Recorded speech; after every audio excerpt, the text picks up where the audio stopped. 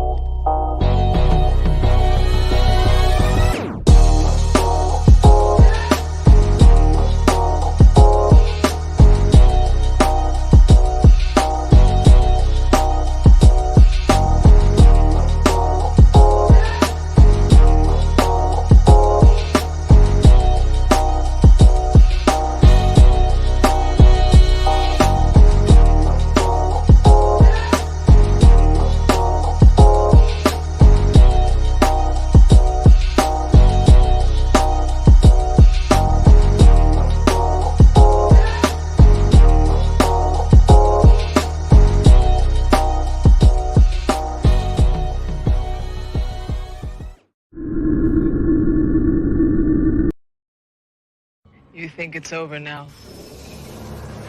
You're wrong. All aboard the night train. It's over, Prime.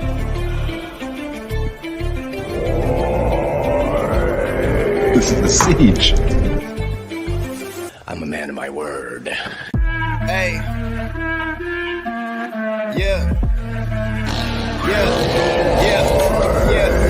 Dead or alive, consider this home. No killing the vibe in the Nightwatch zone. Xenomorphs hype when the lights come on. Hit like and subscribe and the show might blow. Go viral, no COVID. It's a spiral emotions. Hand on the Bible. Only go sign and the dopest your vitals. Better tune in, yeah, you know it's vital. From Schwarzenegger to Kane Hodder. Corey G down to Harry Potter. Shit's Sigourney Weaver, love the Nightwatch zone. Come with me to the Nightwatch zone.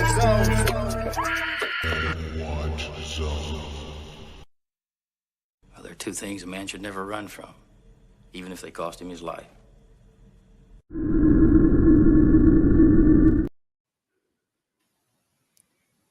Welcome to the channel, ladies and gentlemen. We're here on a Tuesday night as we step back with full precautions into Battle World. Title fight tonight. 2 enter, 1 will leave. Kills with me, of course, and Eric, as always. Shout out and much love to Coriander out there in the audience. Guys, we are back at it. This is going to be absolutely crazy. We're going to get into the details soon. But for you guys in the chat, welcome. We appreciate you guys joining us. Tuesdays have been such a special night. This series has been a special series for us. So thank you. Our man, Marty is in the house. Hey. Pimp Tweet. Thank you so much, man. We appreciate you. Gotta get you back on this panel, man. It's been too long, bro. It's been too long. Hope you're doing well, though. Seriously, man. Much love. Jason, what's up? Saying this is the cruelest of all title fights. That's the way we like it. That's the way we like it. What's up, Paula? What's up, Jerry? Good to see you guys. Melissa's in the house. What's up? Jen is in the house. What is up? Hey, Jen. All right. Good to see you, Jen. We got Rachel. Rachel is in the chat. And we got the general. Val is with us. Good to see you, Val. Yeah, she wouldn't miss tonight. Listen, man, I'm going to tell you what. If Val could literally jump on here and do some cheerleading for Michael, she would. She would. Seriously. There's no doubt about it. Much love. And Val, thank you for reminding people. Definitely, please hit the like button. Subscribe if you haven't already. Share this out on your social media, guys. This would help us so much, and it's such an easy way to do it. All right, let's see who else we got. Phillips in the chat. Jose is with us tonight, saying, what's up, Night fam? I'm going Nightmare 3 all the way. All right, well, we will see. I don't know. Byron, what's up, Byron? Good to see you. Hope you're doing well tonight. And I think, we got the queen. The queen is in the chat. Hey, what's up, Sarah? Good to see you.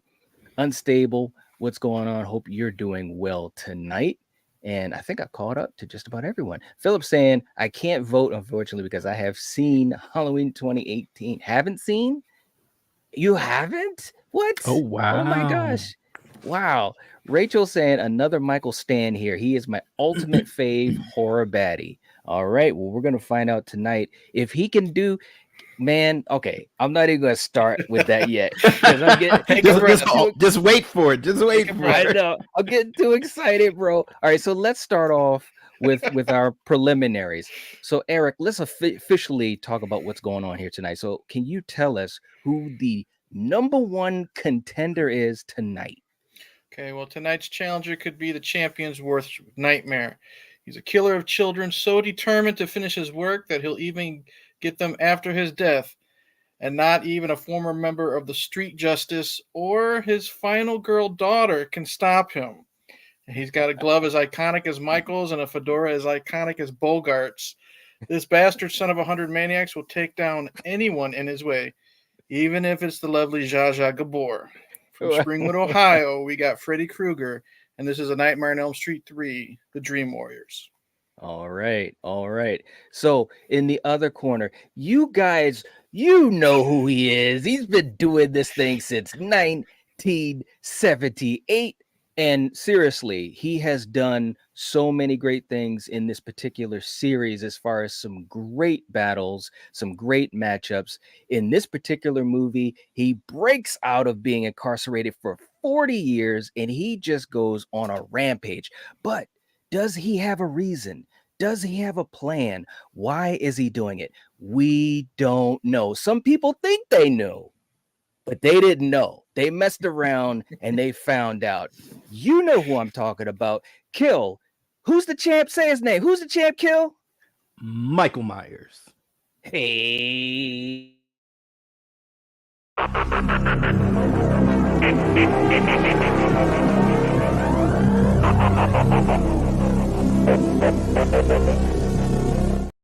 There it is. So, Kill. Yes. Let's go into the Kills commentary with this, bro. Look, I had to break out my crisp white T-shirt for this one because this is a special occasion here. Look, y'all gonna put some spec on Michael's name, okay? Look, we knew this was coming. You know, we knew it in the ether. You know, Michael has just been backstage. He's been listening to like Eminem. He's getting pumped. You know, he's like, okay, y'all want to test me again? Let me remind everyone what Michael had to go through to become the champ. Yes. Okay. Yes. He had to beat Jason Voorhees 2 weeks in a row. Yes. It's hard to beat Jason one time. He did it 2 weeks in a row. And he has earned his belt. He's earned his little respite that we've given him. But he's like, you know, they keep coming at me, so I gotta grab the mask and see the veins in the hand. When he pulls it down, like once again, I gotta suit up. All right, let's get it. I love it. I gotta give credit where credit's due. I've played my cards with the Halloween franchise many times, but Michael is pretty much the comeback king because when we started Battle World, he was not doing very well. And now he came back to have so many victories in a row, and he's the only one that's given Jason his only losses as well. Jason has two losses, and they're both from Michael. Well, and think about this too, Eric, because you've done a fantastic job on the research. But if we talk about the win-loss tail of the tape, we've got it right here, man. And Michael 5-4, Freddie 3-3. But the most interesting thing. This is like a grudge match because they faced off 3 times already.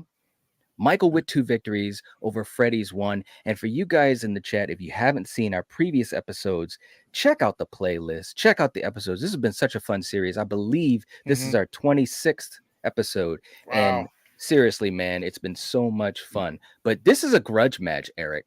It truly, truly is. And I don't know what's going to happen, bro. But hey, do you hear someone coming to the arena? I hear it. Hey, 2 men enter, 1 man leaves.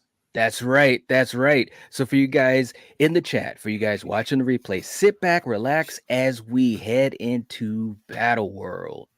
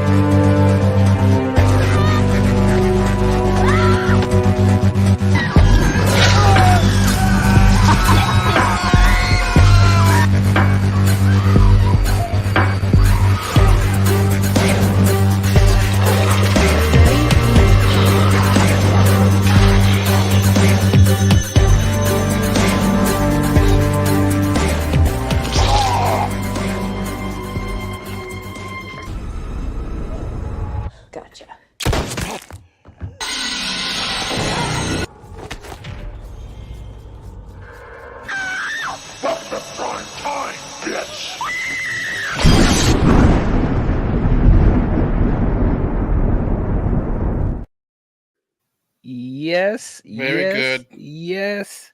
I love it, man. I love it. Look, guys, this is going to be a fantastic matchup. I'm just ready to rock. For you guys that have just jumped into the chat, welcome. We appreciate you guys.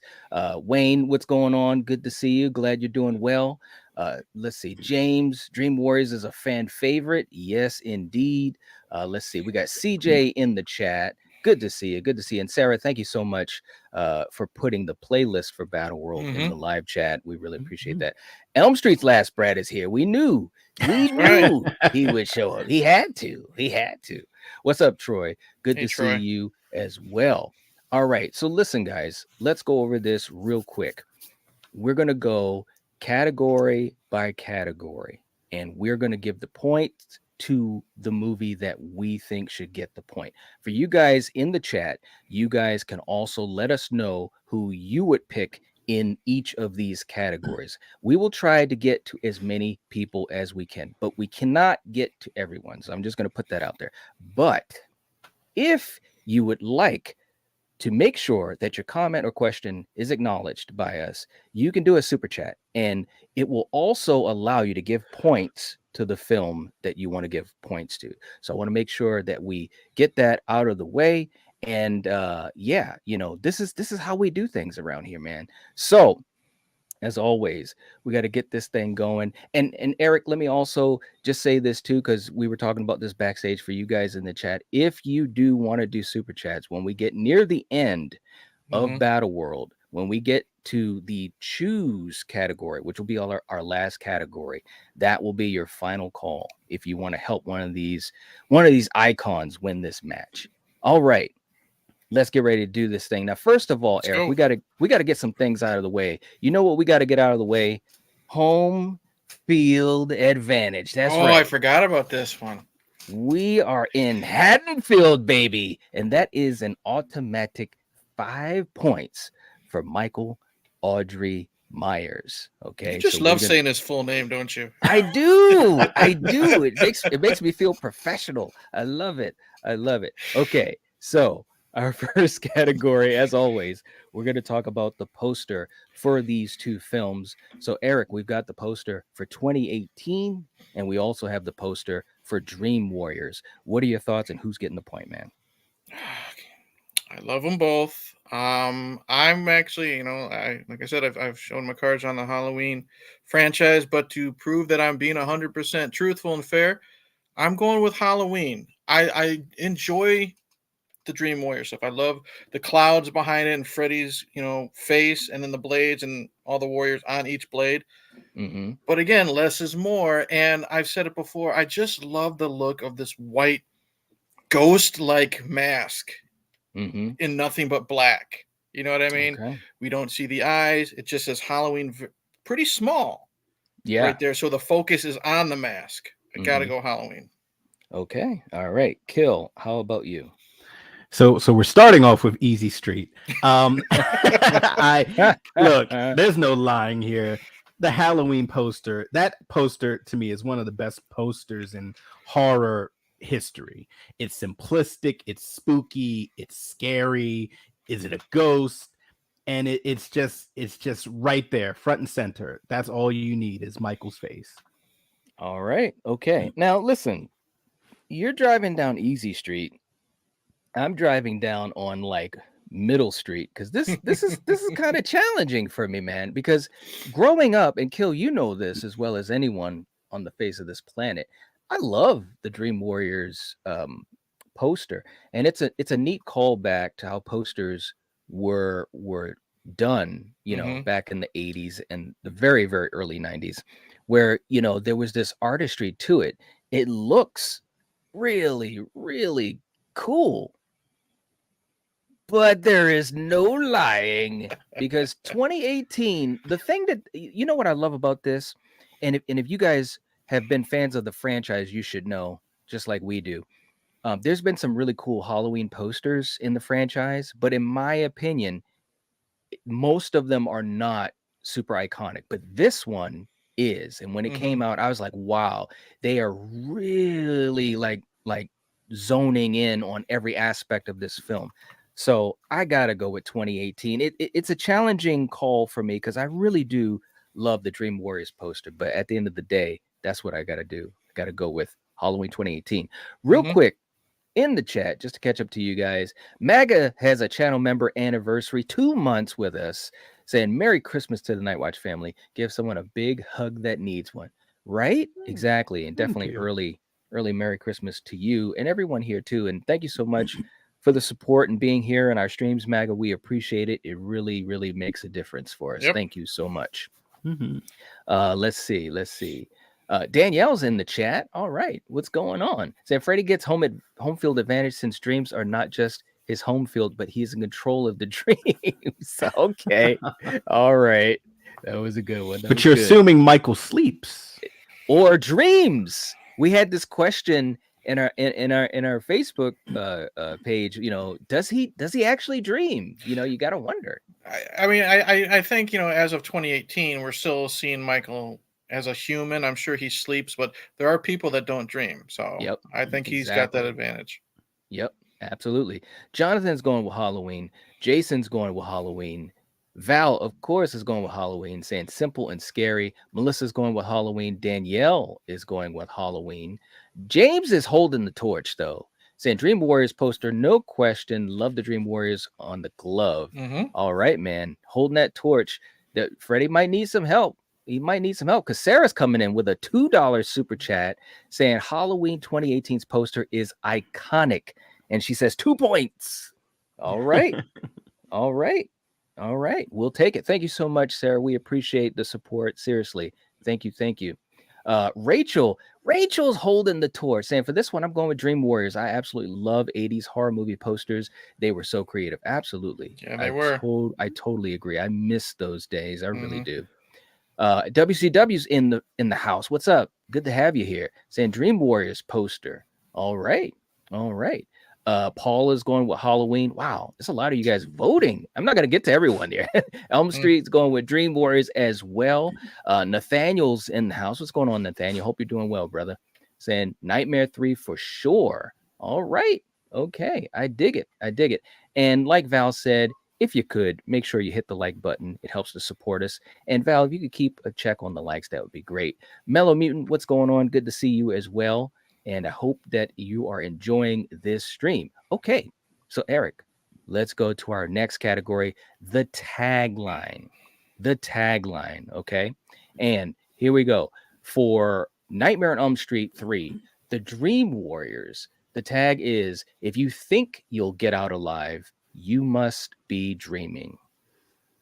And for Halloween, that tagline is face your fate. I said it the last time we had this Halloween on. I don't like that tagline. The tagline for Dream Warriors, I don't think it's anything special, but at least it connects to the whole dream theory. You know what I mean? That gimmick. You know, think you're getting out alive, you must be dreaming. So slightly, I'm going to choose Dream Warriors over Halloween. Okay. All right. How about you, Kill? I like puns just as much as the next guy, but I'm going to go with Face Your Fate because essentially this is Halloween 2. You know, and Jamie Lee is facing her fate like 30 years later. Right. And you know, when I think about it from that stance, it works perfectly into what this film is supposed to be. And it's not a pun. So yeah, I'm gonna go with Halloween.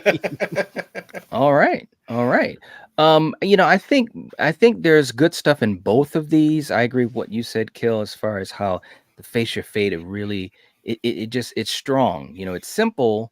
You know, there's nothing super special about it, but it kind of is strong as far as what it means. That being said, man, I think I got to go with Dream Warriors on this. You know, and I'm sure we'll talk about this later on, but where they were in the franchise, I just think that you could tell, just like I said with Halloween, making a very simplistic and amazing looking poster. I think Dream Warriors also from A to Z really elevated and say, hey, we got to stop messing around. This is this is an icon that is still young. We got to make sure that he's going to be around for a long time. And this movie obviously helped to ensure that. So I think I'm going to go with Dream Warriors on this, as far as it's saying, if you think you'll get out alive, you must be dreaming. I can almost imagine like those old school trailers, you know what I'm saying it. I can actually, because this is where Freddy's getting a little jokey and punny. I can actually imagine him saying this to one of the Dream Warriors himself. Yeah, that's true, man. I agree. James is going with Dream Warriors. Dream Warriors tagline, no question. All right. Let's see. Sarah saying Face Your Fate would have worked better for ends. I'm going Dream Warriors for the tagline. All right. Val is ready to do cartwheels and serve snacks, saying tagline Halloween H18, simple and to the point. All right. WCW going with Dream Warriors. Jason is going with Halloween. Melissa's going with Halloween. We got Ghostface in the chat. What's up, man? Good to see you. Hope you're doing well. Okay, Eric, let's go to our next category, and that will be the opening. The opening of the film, as we know, and it could be just a couple of minutes. It could be maybe even up to 10 minutes or more. So what do you think about these two openings we got?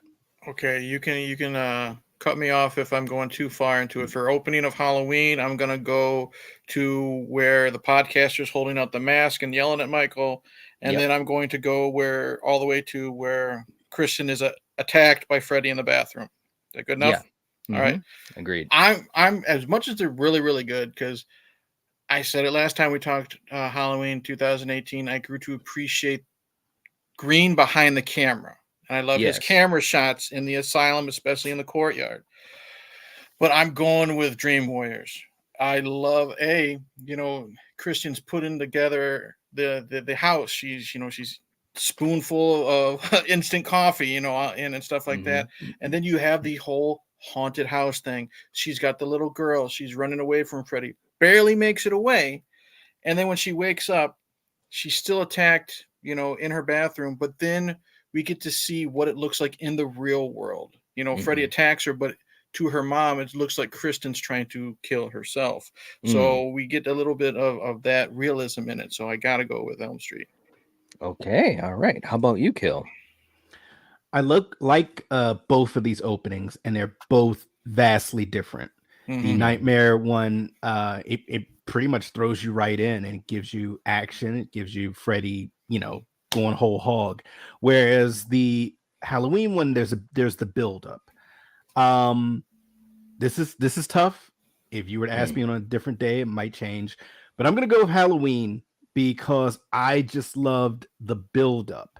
I loved the podcasters pulling out the mask and seeing how aged it was, seeing how all of the patients there reacted, seeing how Michael slightly reacted, because a lot of acting is done with little body language by James and Courtney, and it's just powerful. And then on top of that, Satrakian is doing his best Colonel Troutman, letting them know, hey, don't step past that line. I picked up from Dr. Loomis, and I'm carrying on the torch, and this man hasn't uttered a word, and he's still dangerous. Don't get it twisted. So when you combine all of that, I gotta go with Halloween. Hey, look, man, because some people they don't know, man. Shout out to Colonel Troutman. Hey, Colonel Troutman, the greatest hype man of all time. Shout out to the Strain, man, with Satrakian and those guys, man. I love that show. All right, so look, man. All right, so you're going with Halloween. You got me laughing so bad. So, all right, so listen. This is challenging, man. This is challenging because, and you guys already said it, but just to reiterate a little bit, they're doing two different things here, and they both do them really, really well. Okay, so let me just get this out of the way. And also just to say this, and we say this a lot with our episodes, I love both of these movies, man. I absolutely do. And growing up, Dream Wars was always, at the top of the food chain for me. And obviously I love 2018. So these are challenging things. The opening for Dream Warriors is cool because you have a lot of different things going on. You're within a nightmare. You are introduced to Kristen, you don't know exactly what to expect, especially the first time you see it, because the last time you saw Freddy, he was messing around with Jesse, and he can't fight me. I'm him. Okay. So now it's a totally different vibe. It's a totally different vibe for Dream Warriors, because I remember feeling that way when I saw it. And with Halloween, I think that what was really cool is the fact that Michael didn't move at all, except that one little half nod that James did when the mask came out. Everyone else was going crazy. The dogs, the guards, the patients. And Sartain is just sitting there like, okay, let's see what happens. You could just tell he was seeing, a plan in front of him. I got to give it to 2018, man, because I think it was working on so many different levels. It was showing Michael totally like off task, like he was switched off. And then when that mask came out, it was like, boop, there we go, time to ready up, And it was just like in 78 after he killed Judith and he came outside and he had that look on his face. He was out. He was out.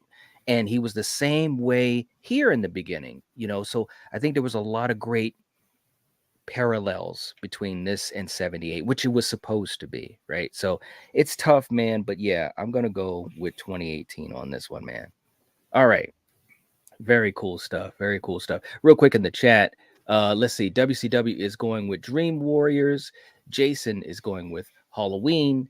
Sarah is updating us. We got 40 likes. All right, let's get to 50. Nice, sweet. Come on. Let's make it happen, guys. Share this out on your socials. Let's make it happen. Elm Street is going with Dream Warriors. All right. Okay. Let's see. What else do we have here? Troy is saying the opening is for Elm Street, like how there's no explanation to how and why Freddy is back. He just is and has been evidenced by the coffee. All right. Jerry's in the chat. What's up, Jerry? Good to see you as well. All right. Let's go to our next category. The music. The music, Eric. What are we doing, man? This is somewhat easy street. I'm going to go with Dream Warriors. Halloween 2018 has great music. Dream Warriors has a great score a lot of the times, but I'm not going to lie. This is the one time where I'm glad Freddy's kind of turning into MTV Freddy. You know what I mean? Because you have two great Dokken songs. You have a couple other rock songs that actually fit with the tone of the movie. You can see that little bit of change from horror to horror comedy, if that's the right term. But to me, it fits perfectly in the movie. So I'm going with Dream Warriors. All right. Okay. Kill. How about you? This is tough. This is really tough. This is tough night. I love me some Dokken, but man, when your theme to your horror movie kind of becomes the unspoken theme to Halloween, the holiday, that's tough. And I mean, what Carpenter and his son do with the music in this one and how they remixed and some of it changed like little things. I'm barely gonna give it to Halloween because it's just unfair when any other horror movie has to go against the music in Halloween movies. It's not fair, but the music in Dream Warriors is really good, but Halloween edges it out. So yeah. Okay. All right. Well, man, I'm gonna agree. This is so difficult. This might be the most difficult time we've talked about, or at least for me, for vote. That we talked about music with something against Halloween, specifically 2018, because Dream Warriors is such a good, the music is so amazing, man. I literally have Dokken on my playlist on Spotify. Okay. Before everything was shut down, Dokken was the last concert I saw. And Don was having a good night. He couldn't hit the high notes. He can't do that anymore, but their rendition of Dream Warriors was still fantastic. Like that that song still rocks. I love it. But there's never been any lying here. I was waiting. Bro, come on, man. You brought back the king himself, John Carpenter, and his son. And what they were able to do with that soundtrack and the music, and a lot of new music too, not just the theme being, rocked up. it was just a kill. You remember when we were in the theater and we saw this? I do. As soon as that theme hit, I could feel the energy in the theater, man. I'm about to like beat up my brother's shoulder because I'm like, there it is, there it is. Look, man. I mean, this is actually true. This really happened. Yes, I was geeking out, and it was just the opening theme, bro. That's the emotion that it gets out of me specifically. So this was difficult, but I gotta go with 2018, man. And it's close. It is close because I absolutely love Dream Warriors, and I love the music in Dream Warriors, and I love Dawkins, and it's difficult stuff, man. But that's why we do this. We got to go category by category. Real quick, Rachel saying 2018, that score is iconic, and the way it's reworked for this film is so well done. Absolutely. Mm-hmm. Mello saying, as much as I love the music in Dream Warriors, 2018 score goes hard. It does, bro. It does. We got Darth in the chat. What's going on? Good to see you. Welcome. Saying, remember the video from Dream Warriors where Dawkins finally defeats Freddy with the yes, right. I do, man. I love Dream Warriors, and Dawkins just it was such a great song. Like I said, it's on my Spotify in multiple playlists too. So it's awesome.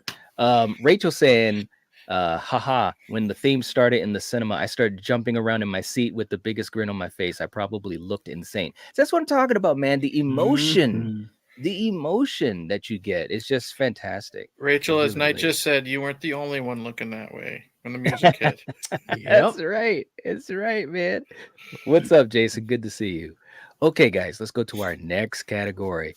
The story of the films. Eric, what do we got, man? I'm going with Elm Street. How do I say this fairly? Because I'm not going to bag Halloween. To me, I don't think it's anything groundbreaking, or I don't want to say it's not special, but you know what I'm saying, because it's Michael after Laurie again. Laurie's preparing for him to break out. What I like about Dream Warriors is Freddy is now, he's back. He's going after the children of the parents that burned him alive. And what I love about this, even though, I love, as a kid, they get power. So it's like Freddy versus the X-Men or something like that, or superheroes.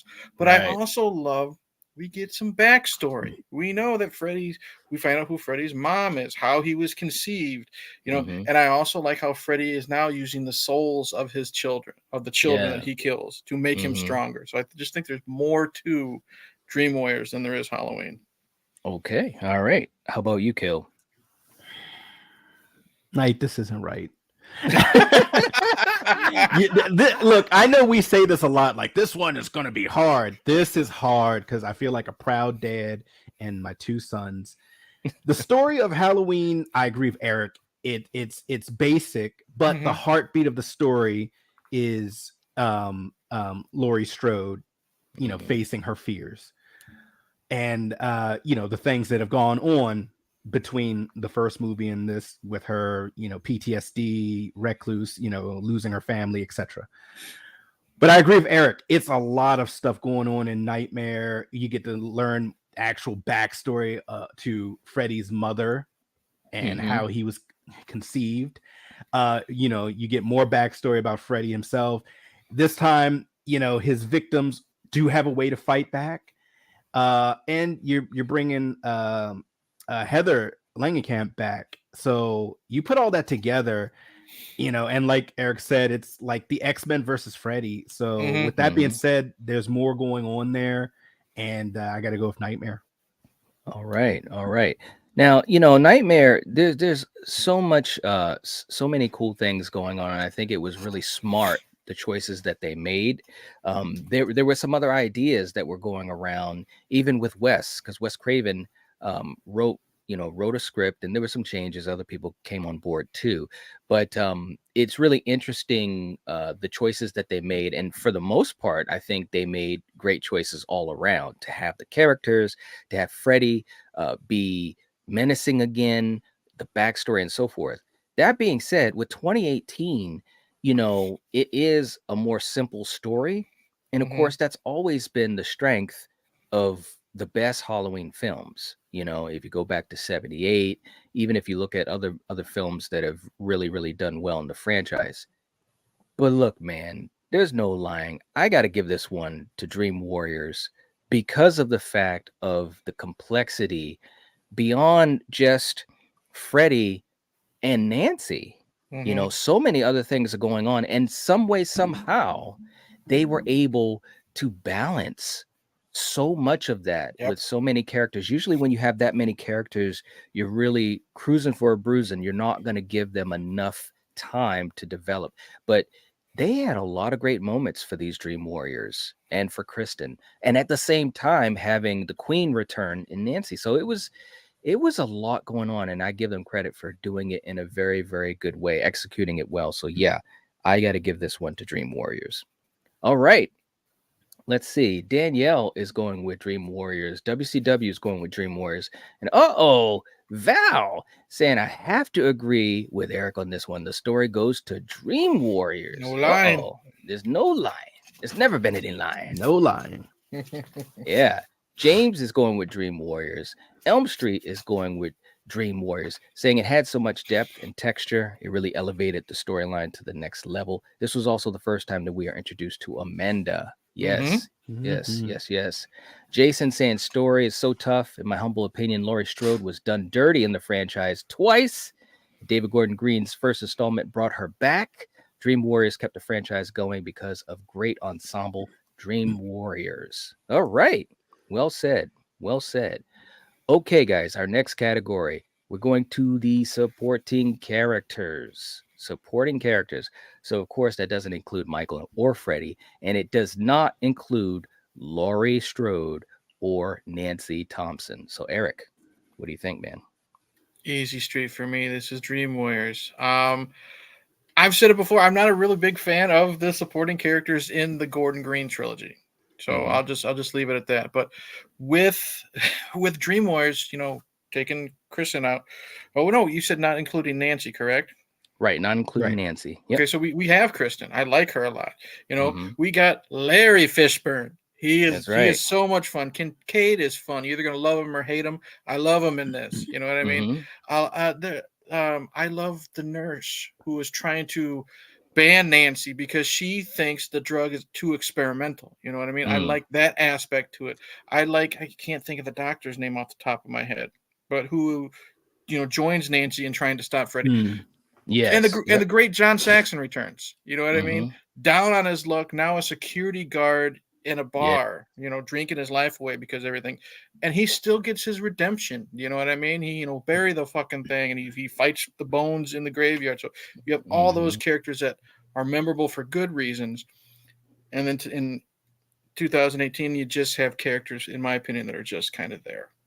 All right. Okay. How about you, Kill? You know, this is a easy street. I got to go with Nightmare. You know, other than the Good Sheriff from 2018, or even, you know, Sartrakian with as, you know, insane as he is, you know, everybody else is just kind of, you know, there. But yeah, I love Joey. I love Kincaid, Kristen, Larry Fishburne, the doctor who's with Nancy, you know, and even the characters that are like, you know, against, you know, Nancy, like the head nurse or doctor, you know, and of course, you know, Saxon, man, you know, we love John Saxon here. So yeah, this is an easy street. I got to go with Nightmare. Okay. For me, you guys have made a lot of great points. I will say that, you know, I enjoyed the characters in 2018 as well. Because, you know, again, whether it's Will Patton or it's Judy Greer, and I think Andy Matichak, for me, and especially as the series had just begun, or this trilogy had just begun, I really saw, you know, so many great things in her in this, you know, first installment of the trilogy, and I was invested in her arc. And I think there were some great things that happened later on, but as far as in this movie, very invested in her. So I love those characters. But there is absolutely no way I could not say that Dream Warriors wins this. And it's truly, again, like I said earlier, it's amazing that you had so many characters that just stood out had their moments, dealt with their troubles, and also became a family of sorts. I mean, it was like 3 stories in one going on. You know what I'm saying? I mean, it was really, really interesting the way they were able to weave this together. And I think that's why it has endured all these years later. So I definitely got to go with Dream Warriors on this. Even the actress who played Amanda Kruger was really good. And she was in it for maybe was. 5 minutes total. She was, bro. When I saw this as a kid, she creeped me the hell out. Mm-hmm. You know what I'm saying? Like, and not in a I'm evil, bad type of way, but just her charisma and the way she spoke. You know, she makes just you uncomfortable in those scenes. Yes, With what she's talking about.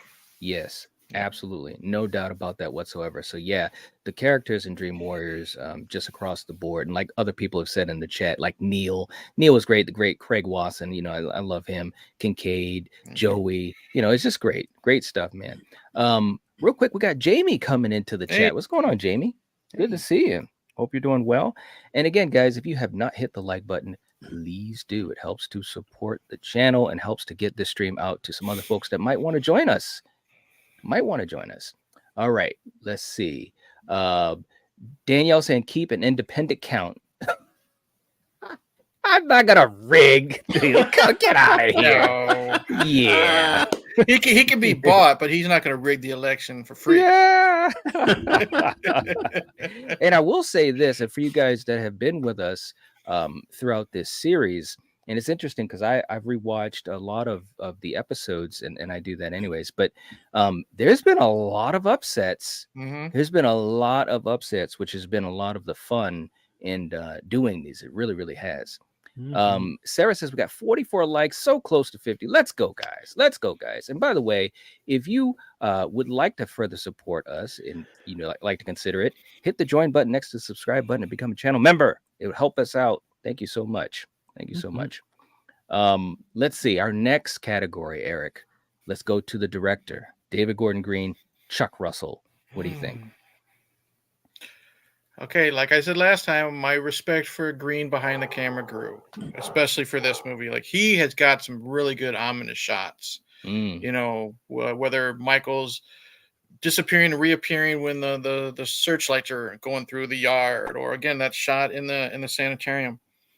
But I'm gonna go with Dream Warriors, Chuck Russell with Dream Warriors, because I think he had more to deal with and he made it flow better. You know, he had to get all these characters to work and work well with each other. And I think that's really challenging when you have so many things going on and you have to make a really good cohesive movie. You know what I mean? You can throw a bunch of shit at the wall and hopefully it sticks, and sometimes it doesn't. But he had a really full plate. And he kept Freddy scary. He did change the tone a little bit. He kept the characters likable. And I love his use of shadows. There's lots of times when Freddy's still in the shadows and we just see that spooky silhouette. So I got to go with Dream Warriors. Okay. All right. How about you, Kill? This is hard because with Nightmare, yes, the director, he had to juggle a lot of characters and give them each enough shine that we cared about them. And I think that was achieved. But I'm going to go with Halloween. And my reasons for that is you not only have the Laurie Strode, Michael story, you have the Strode family story and the PTSD and the alcoholism and things of that nature. You have the mother-daughter story. Then you have the grandmother and granddaughter aspect of it too. And with all of that being juggled in there and the seriousness of that, because that happens in real life, you know, you're juggling Michael coming out to be the shark and do the things that he does. And on top of that, you have comedy in there a little bit by Judy Greer and her husband. You have great action, you have violence, and like I think Eric, you were just saying, the shots. The shots were just amazing. The use of the shadow and darkness, bringing out the best of the mask, the close-ups of him putting on the mask. I've said this time and time again, and everything just seemed like it was thought out so perfectly, timed with a great score. I got to go with Halloween. And very, very cool. You know, to me, it's challenging, man, because you guys brought up some very good points on both sides. And I think that this is really, really close. I think Chuck had a lot going on that he had to deal with and make happen. But I think here's the thing, and we might talk about this later on too.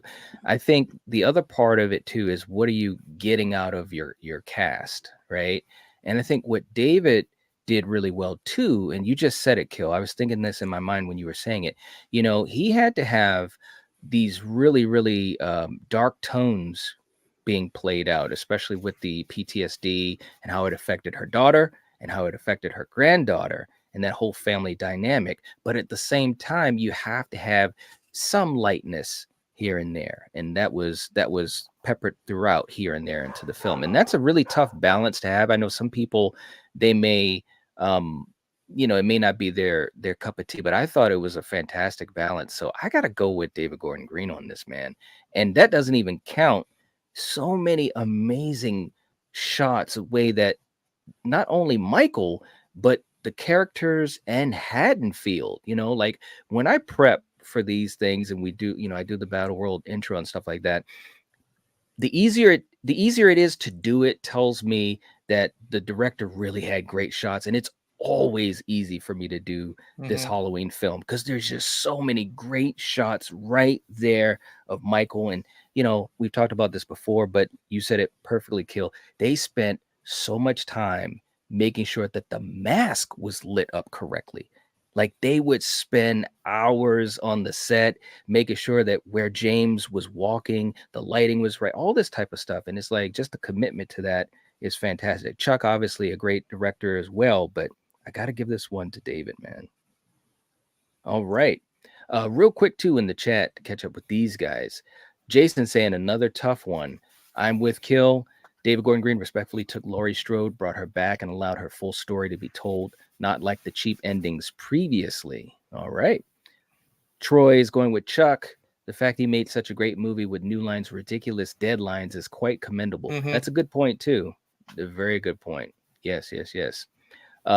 Jamie saying, I wish I could stay, but I have to go wrap presents. Have fun, guys. Okay, Jamie. Well, thank you for stopping by. We appreciate it. Have a good Christmas. Yeah, take it easy. Merry Christmas.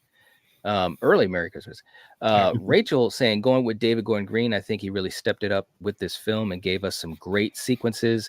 That long track of Michael walking around suburban Haddonfield and killing is amazing. I mean, he brought it back, man. I mean, he literally brought it back to that vibe that Carpenter had, and that's not an easy task. Not an easy task at all.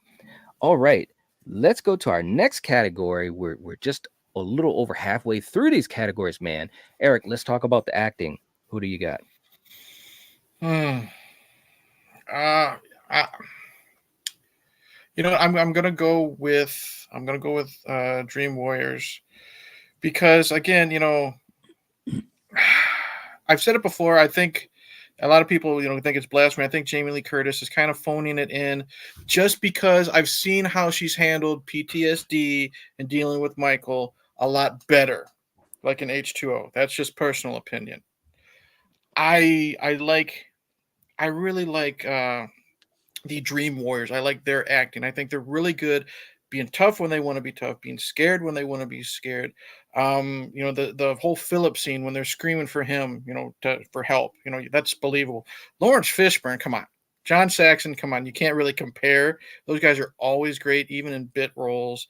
And no disrespect to James Jude, his body language is great, but there's more that Robert can do with the personality, air quotes, you know what I mean? So I'm gonna give the edge to Dream Warriors. Okay, all right, Kill. How about you?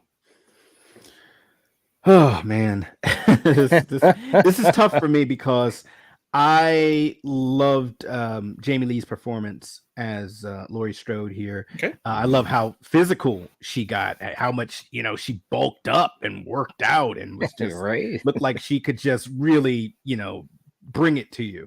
I love the physicality and just the physical acting that James Jude does in here. And Knight, like you said about Andy Matichak, she did great. Judy Greer, although she played her role perfectly, she was a little annoying up until the end because she didn't believe her mom. Right. And Sartrakian and Will Patton, you know, they both did their thing. But I'm gonna go with Nightmare. Because, you know, I agree with everything Eric said. I mean, you know, John Saxton, Larry Fishburne, even characters that you don't really like, you know, they're believable in there. You know, like the head nurse who, you know, didn't like Nancy, and of course, like, you know, Nancy did a great job. Kristen, what the actor Arnett, Patricia Arquette. Yeah, she did a great job. And, you know, Robert, this one was the one where he really got to really make Freddy what he would become. He's not too over the top. He's that perfect blend, and he was able to do a lot more with the character than Michael, unfortunately. So I got to go with Nightmare. All right. Well, now this is challenging to me, and you know, both movies have you know, some good actors and some good moments and good acting across the board. Like, you know, it's kind of like an even playing field. But I think that there's some really big standout moments that speak to me. And one moment in particular, so I'm going to go with Halloween. So I'm just going to say that one of the biggest moments probably in the franchise is that dinner scene to me. And when I watched that scene, you know, and Jamie Lee Curtis, you know, she had just been out there seeing Michael. She comes to this dinner. She's supposed to be there for her granddaughter. She's meeting her granddaughter's boyfriend for the first time. You've got Ray, and you've got you know, his kind of standoffishness to Laurie, and the way that Laurie breaks down, you know, I you know, and I'm not kidding, man. I really feel it. I really feel it. You know, she's like, I will be quiet. I will sit down. And she starts crying and stuff like that. And when she leaves, and Allison, you know, standing up for her grandmother in that scene where she runs outside, and all you see is Laurie's head just collapse into Allison's, you know, shoulder. You know, that's a very tender scene. You don't listen. I mean, and you guys know I love Dream Warriors, but to me, this scene trumps anything in Dream Warriors as far as acting. In my humble opinion, like there's no other than the fact of the end when Nancy dies, you know what I'm saying, as far as emotional investment, there's nothing else in Dream Warriors that comes close to this scene in Halloween 2018. And that scene in Dream Warriors is so bad because it's the character that's dying. It's not so much that there was a lot of acting in that scene. I was just sad because I didn't want Nancy to die. So to me, there's no doubt that I got to go with 2018. And not only that, but Will Patton was fantastic. Sartain was great. I mean, just the sinister vibes that he had. Judy Greer, like you were saying, Kill, she was annoying as hell. That means that she did a good acting job because she was annoying. And in Halloween Kills, I think she had a great arc where she changed it all around. So that's acting. That's acting to me, bro. So yeah. I'll stop ranting because I get all into it. Real quick in the chat, Sarah's like, we got 3 likes away from 50. Let's make this happen. If not for Night, for me. I need to see a nice round number. It's been a long day. Thank you, Sarah. I appreciate you going to bat for us. Seriously. Very, very cool. Jen is going with Dream Warriors. Elm Street is agreeing with you, Eric. Let's see. Troy is saying he's going with Dream Warriors. Okay. All right. Let's see. Ghostface saying Halloween. I like the acting and it was well done. All right. Rachel saying, ooh, gotta disagree with Eric here. I thought Jamie was much better in 2018. I also love Michael in this film. He's tied with 78 as my favorite Michael. All right. Jason saying acting, the toughest. The edge tilts me very slightly over to Dream Warriors, mainly due to Patricia and Heather. All right. So once again, a lot of different vibes going on in here in the audience. Okay. All right. Jonathan going with Halloween. Let's see. Mello is saying this is a close round for me, but I think I have to lean towards Halloween. We got MKF in the chat. What's going on? Welcome. Hope you're doing well. Saying honestly, Dream Warriors is a fun movie, but I feel Halloween 2018 is a much better movie, honestly. All right. And by the way, if you guys haven't hit the like button, please do. Melissa says we're at 49, guys. Let's make this happen. Come on. We should be able to do it. We should be able to do it. All right. Atmosphere, Eric. Atmosphere. What are you thinking? Okay. I'm just to show I'm not playing favorites. I'm gonna go to Halloween. You just feel uncomfortable in a lot of this movie, like with the fear. You know what I mean? When you're outside, I've said it before, but like a lot of the Friday the 13th movies, when you're out either in the woods or like the open area of Haddonfield, you can feel that tension. You can feel the fear just with it being nighttime. You know what I mean? Seeing the leaves coming off the trees, you feel that dread. Yeah. And then when you throw in Michael, even if he's just in the background, you know what I mean? That's all you really need. Yes, Freddy is scary. Yes, there's some creepy atmosphere here, but I think you get like hit in the face with it in Halloween. There's no comparison. Okay. All right. And real quick, Kill, we made it. We made it to 51 likes, bro. That's what I'm talking about. We did it. Good deal. Good deal. And hey, Anthony's in the chat too. Welcome, welcome. And again, as you guys come in, welcome to you all. And again, if you would like to help vote for your movie between these two, send in a super chat and they will be points, and also help to support the channel. We'd appreciate it. It really would help us out to continue to do this series every single week.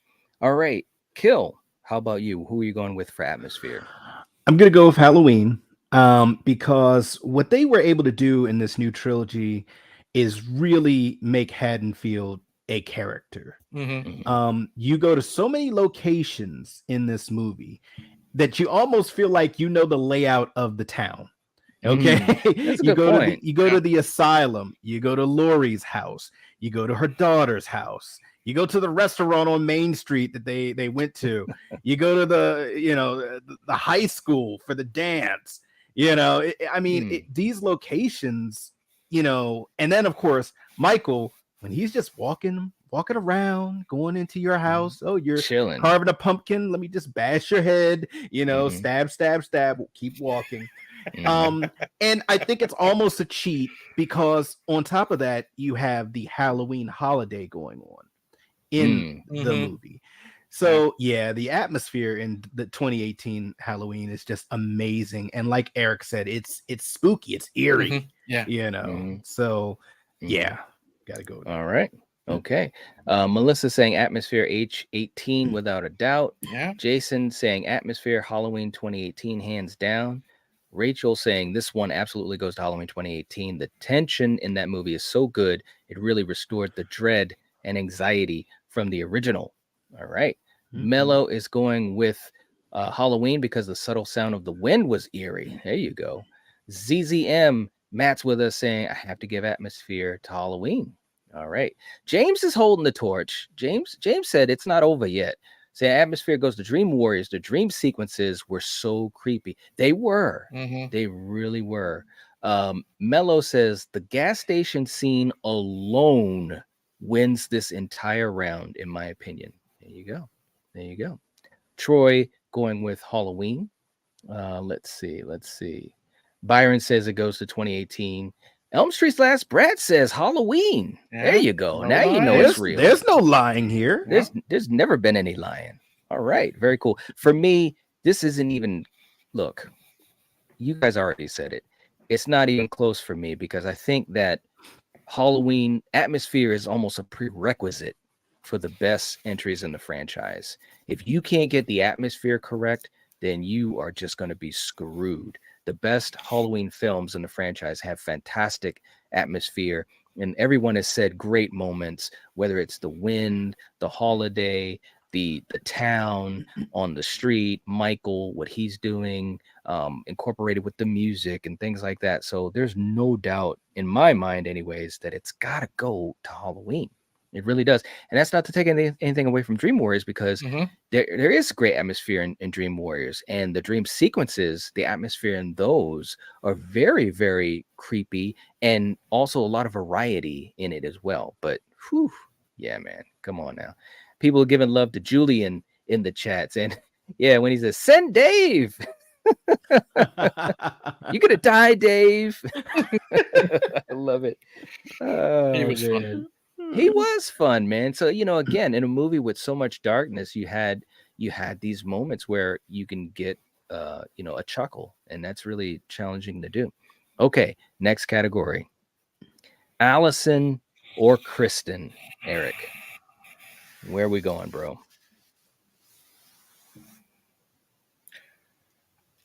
You know what? I'm just gonna say I'm gonna go with Kristen. I liked her more, because there's no lying. She had the martial arts skills. You know what I mean? Mhm. I like the fact that she was on borrowed time. I love that scene where she's been drugged and she's trying to stay awake in the padded room. You know what I mean? I Yeah. love that. I love that she's dealing with a mom that won't believe her. You know what I mean? She just wants attention. That type of mom. You saw what she did in the bathroom, and she just wants to do it for attention. So she's coming from a bad place already. And I love her relationship with Nancy. You know what I mean? I think it's I don't want to say it's better than like Allison is with Laurie, because that's a great relationship, but I just like Kristen more. Okay, all right. Kill, how about you? The Allison in this one doesn't really get to do much, other than just being a great granddaughter who is really the only person in the movie who loves her grandmother, who loves Laurie. Everyone else doesn't believe her, or they resent her, or they're just pissed at her. So she plays a great granddaughter. As far as a final girl or kicking ass, she doesn't really do that. That comes later in the series. I'm gonna go Kristen because she's eating spoons of coffee, man. She has a mom that not only doesn't believe her, she puts her, essentially in a school for troubled youth. And she builds like a kind of a big sister, little sister relationship with Nancy, and she's a badass. She's a badass in her own right, and Patricia Arquette just did a great job with that character, and they did her wrong in the next movie. But as far as this one, I gotta go Kristen. You're right, they did do it wrong. Yeah, man, this is really challenging. I think that I think both actresses did a pretty good job. They did what they were asked to do in the film. Kill, you made a great point, is that Allison, and that's the interesting thing about 2018 is that you have these multiple characters and their perspectives, and literally 3 generations of the Strode ladies, and they were able to kind of dive into each of them a little bit. But obviously Allison isn't doing as much as Laurie, and maybe just a little bit more than Karen, and that's because we have so many different aspects going on. So with that being said, I got to go with Kristen. And I think that Patricia Arquette was able to give a certain charm to that character. Like, when I first saw this movie, I was just really invested in her. She just seemed very innocent and obviously needed help. When she found and met Nancy, it was like a kindred spirit, and I felt that. She became close with the other kids and truly seemed to form a bond and make the Dream Warriors basically the X-Men, like you always say, Eric. So it's a challenging thing because they're 2 different characters in a way, but they kind of fill the same role, as like the new perspective for the franchise through their eyes, even though we have the returning final girl queens coming back. But versus each other, it's got to go to Kristen. All right, real quick in the chat, these guys, Elm Street's going with Kristen. Ghostface saying, I just enjoyed Allison a lot more. I love both characters, but I gotta go with Allison. All right. James going with Kristen. And Matt's going with Kristen. Sarah's still working hard, keeping track. 53 likes. I can rest easy. There you go. Well, now, Sarah, can we get to 55? That's yeah. She said she needs even numbers, so let's at least get 54 or something, or 56. Come on. There you go. Rachel saying, I think I'm going with Kristen. I just found her a bit more endearing, and I agree with Eric that her relationship with Nancy is great. All right, very, very cool. Let's go to our next category, fellas. Favorite scene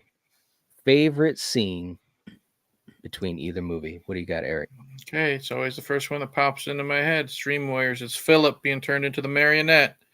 First, you have that great stop motion of the Freddy puppet. Then you have that you have that effect of his veins that still makes me cringe, especially the close up on the foot. You have the tension of Joey, who can't speak. He's got to wake everybody up. And then, like I said, I love everybody's acting when they're screaming at Philip, who's at the top of the bell tower.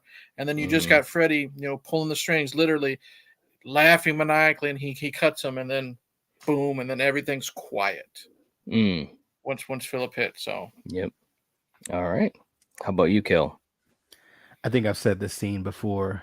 Night, I think you know what I'm gonna choose. I bet I do too. Michael doesn't even have his mask yet at the gas station. Yeah. He doesn't even have his mask yet, and he's an asshole. he's taunting the young lady that's using the bathroom. That's a vulnerable spot, okay? And all she sees is some shoes like standing under her stall. The dirty black boots, and then a hand just dropping teeth. Yeah. She has nowhere to go. Yep. And he kills them both for wanting to do a podcast, and he's like, no podcast today. And he goes to their car, opens it, just all broad daylight, mind you. Right. And all broad daylight. He killed them with no mask. And then the way the camera zooms in between the crack of like the car and the hood, and you see the hands pull it down, and the music kicks in, and it's subtle and it's perfection. Yeah. Wow. All right. That was good. That was a good explanation.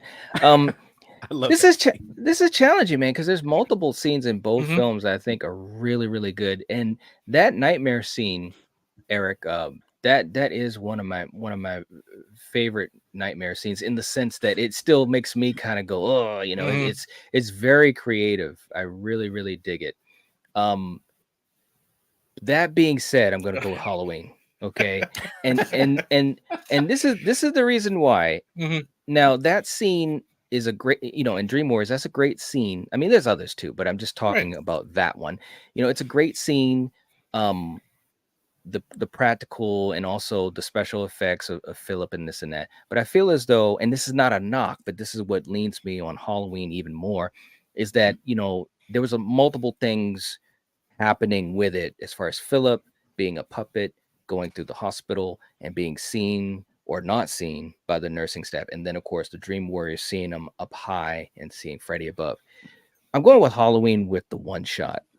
And this is why we're going to talk about this, because it is 100% Michael Audrey Myers. You are literally walking in the shoes of the boogeyman, and it's an interesting little stroll that he takes, grabbing the hammer, going into the house. You don't see him beat that woman. You just hear it, and it sounds horrific. Sounds absolutely horrific. He grabs the knife. The music is kicking in. It's just so fantastic. And then when he walks around the back of that lady's house, and listen, I've said it before, Michael is the fastest slow walker of all time. I mean, that scene takes about 5 years to happen, and you're just invested the whole time. He walks around the back into the house behind her, and it's just so visceral, but it's not angry. Okay. And I don't want to get into the discussions about the Rob Zombie movies, but what's so scary about the way James did it was he just is. It's not vengeance. It's not out of anger or anything. It just happens. And he killed that lady brutally without displaying anger. It's just a fantastic scene, man. It literally, to me, was like, okay, this trilogy is bringing Michael back. Get ready. We're gonna go down memory lane with The Shape. So I gotta go with that scene, because when that happened in Kill, you remember when we saw it, I was on pins and needles. I was like, bro, they're doing the tracking shot. What is up with this? It was just so well done. I mean, I could talk about it for hours. So that's what I'm going with for Halloween 2018. Okay. Elm Street saying, this is hard. Kristen and the Freddy Worm was groundbreaking. It really, really was. It really, really was. Rachel saying, I got to go. Rachel's going with the long take from 18 that I mentioned earlier. It just really establishes that The Shape is back and means business. All right. Yep. Anthony going with the Freddy Worm. James saying my favorite is the battle between Dream Warriors and Freddy, and we see the chest of the souls. Ooh, there you go. All right. Byron saying favorite scene is the opening sequence in Dream Warriors. All right. Very, very cool. Ghostface is going with 2018 and when he grabs the mask. All right. All right. Mello is going with Freddy's skeleton versus Nancy's dad and Dr. Gordon. All right. Very, very cool. And Val, thank you for putting the links in the chat. We're going to be continuing our Slave Fest and watch parties with Steven tomorrow. And we'll be back here after that. So thank you so much. Danielle saying favorite scenes go to Freddy. Okay. All right. But which particular scene? That's what I want to know. Jason saying favorite scene, the gas station scene, bone chilling, close second, Michael chasing Allison after she discovers Oscar's body. Yeah, that was a crazy, crazy scene. That whole scene with Oscar was really good with the lights, the motion lights. It was like, wow. Yeah, absolutely. And Val, thank you for reminding people to also give a like to our upcoming streams. That also helps us as well. Val saying Halloween after they trapped the shape in the cellar, the way he looked up at them, priceless. Yeah, he didn't even move, bro. Nope. Listen, he was burning up more than Freddy, and he didn't flinch. Okay, it was crazy. What a scene! What a scene. MK saying favorite scene, Michael, the fire scene, him just looking at Laurie with that defiant "this won't stop me" look. There you go. That's true. Yeah, it's true. That's kind of what he was saying. Yeah. Danielle saying too many. I know Freddy scared me. Mike just tried my patience. All right. Okay. Rachel saying a great scene, especially with Karen's fake out. Yeah, I thought that was really cool. She got her moment, with the gotcha. It was really, really cool. And then of course the three of them, having to work together to trap him, Next up, man, villain design. Eric, what do you think? Obviously we're talking about the mask versus Freddy's makeup. Okay, if we're just talking the look, I'm gonna go with Michael this time. And as much as I like Freddy, it's a different look, than part 2. It's a different look than part 1. It's kind of, I don't want to say cartoony, but it's not as air quotes realistic as the previous like burn victim looks we've had. Michael is just flat out scary looking in this one. You know what I mean? I think you guys and maybe even Coriander have mentioned how that the neck of the mask just pretty much seems like it blends perfectly with the neckline of the outfit and stuff like that. You actually don't see his eyes. That's creepy, or the blackest eyes, and it looks like an aged 1978 mask. It's perfect. The look of Michael in this movie is perfect. Yeah. All right. Very, very cool. How about you, Kill? I gotta go with Michael because of all the hard work that the men and women did to put into the making the mask right. They got it right, damn it. They got it right. They aged it. And every entry of this trilogy, they have outdone the damage or fire or the wear and tear of the mask. No disrespect to Freddy. I still think my favorite version of Freddy, the way he looks, is New Nightmare. I just love it. He looks scary. Doesn't wear the hat because it kind of looks silly, but I gotta go with Michael. 2018 on this one. All right. For me, listen, guys, there's never been any lying here. It just never has. And you guys know the roller coaster that I've been on with the friggin' mask in Halloween. And bro, rough, hasn't it, buddy? It's been so rough. We even had a hobo. We had everything. Hey. I'm just saying, bro. I'm just saying. With the dirty hoodie. We had a hobo going to the stores, hanging on the outside, asking for cigarettes and stuff, man. Come on. No, but all seriousness. When we saw this on the big screen, and and obviously we had seen the trailer, so I knew the mask was going to look good. But seeing it on the big screen when it happened, I was just like, wow, this looks so authentic. I mean, it truly looks like that mask from 78 that is aged 40 years. And even before I knew all the behind the scenes stuff, what Christopher Nelson and the team did, which by the way was just fantastic. There's no way they can ever go back as far as any future Halloween movies. They can never go backwards on this because it just proves that you can have a good mask. Shout out to Halloween 5 and how bad it looked. Okay, so there's no doubt I'm going with Michael in this. He just looked fantastic. James looked good in the mask.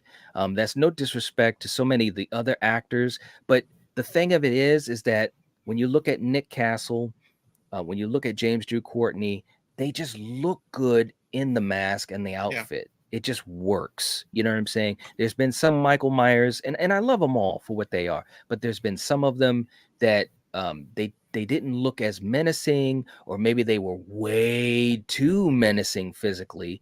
And it's like, this was just, it was perfect, just like Nick was in 78. So I do love Freddy's design.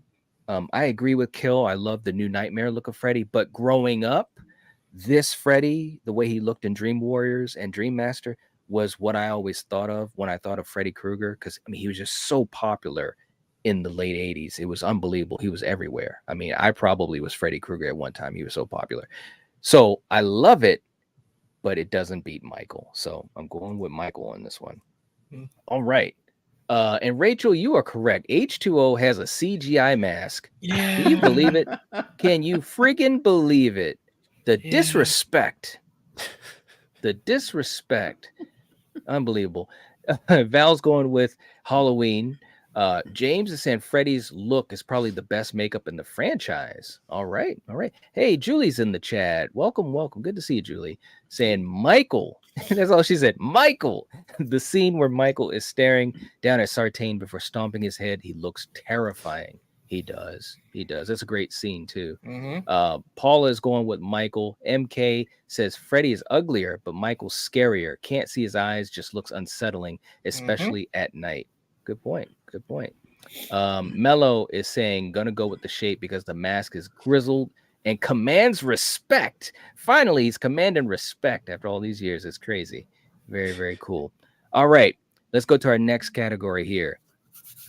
The worst aspect. Okay, now this is a minus category. Okay. So what I want to know is between these two films, what was the worst thing about the movie? Okay, in your opinion, the worst thing about the movie. You just pick one from either film. That film will get negative points. Okay. All right. To be fair, I'm going with the first thing that popped up in my head. The worst aspect of Halloween 2018 was the buildup of what Dr. Sartain could have been, and they took him out. I love his death, but he should have made it at least until Halloween Kills. They're building him up as this mastermind. Let's release him out into the wild, see what he does. Ooh, now he puts on the mask. Maybe he's going to do something and go out and have some fun. No, it's just a missed opportunity. And that, as much as I have been able to find good in 2018 since we've had these talks, I will never let that one go. That was a huge missed opportunity. Okay. All right. Kill, how about you?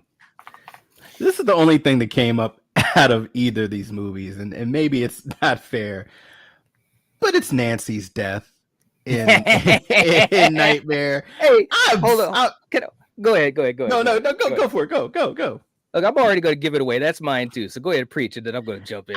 I mean, I love Nancy. I love her, and I love that they brought her back. But you're Daddy, like, oh yeah, come give me a hug, and it's like, are you really falling for this? Like, come on, you are a brilliant woman. You are so smart, and to fall for that right at that moment, at that exact moment, I'm like, well, goddamn.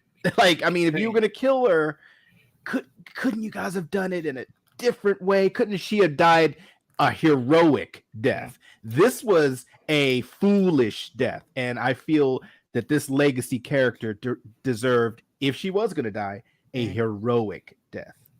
I'll say this: if it wasn't for Sartain, I'd be giving that for that exact reason. Can't deny it. Yeah. Cardinal sin. Yeah, let me just say something, Kill. As soon as you said it, I was just because I was just ready. I'm like I'm on the starting line, ready to go.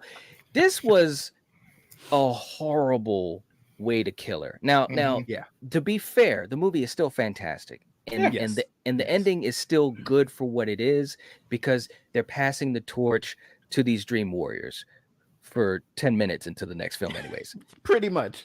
That even makes it more bad. But I'm not counting 4. We're just counting 3. There is no way on God's green earth. What in the J. Edgar Hoover did they think Nancy would do when she saw her dad floating down from the ceiling? Yeah. Get the out of here, man. The only death that comes to my mind really quick that's worse is Laurie's death in Resurrection. I was just going to say that. That's the only one, because that was just damn stupid. Now you could make the call that she was in a sanitarium for a while and she just was losing her marbles anyways. No. But this death with Nancy, I could not believe it. I was like, what? It makes me mad. It makes me so mad. Like you said, Kill, I think what they should have done, like at the end, even when Joey uses his voice and saves them, I don't know, maybe Freddy appears somewhere and he was going to kill Joey and then she jumps in front of him, and takes the claw.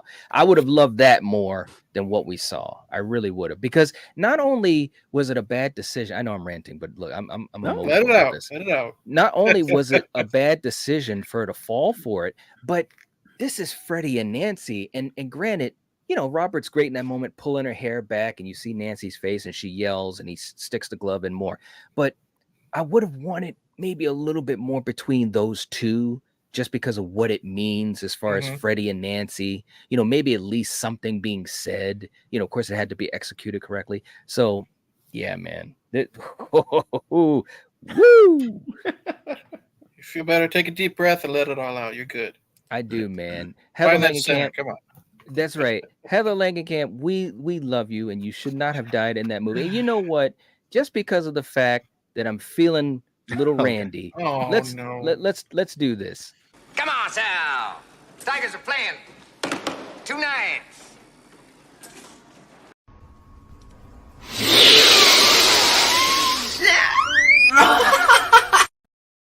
There it is. There it is, man. You don't kill Nancy Thompson like that. Good God, man. You're